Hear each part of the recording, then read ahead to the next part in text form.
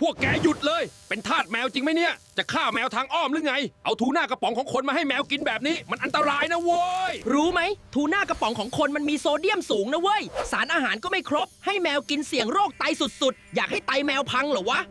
แล้วไหนจะสารอาหารต่างๆที่แมวต้องการอีกล่ะทูน่าคนมันมีไม่ครบนะเว้ยรู้ไหมให้กินบ่อยๆเดี๋ยวแมวแกก็ขาดสารอาหารตายหรอก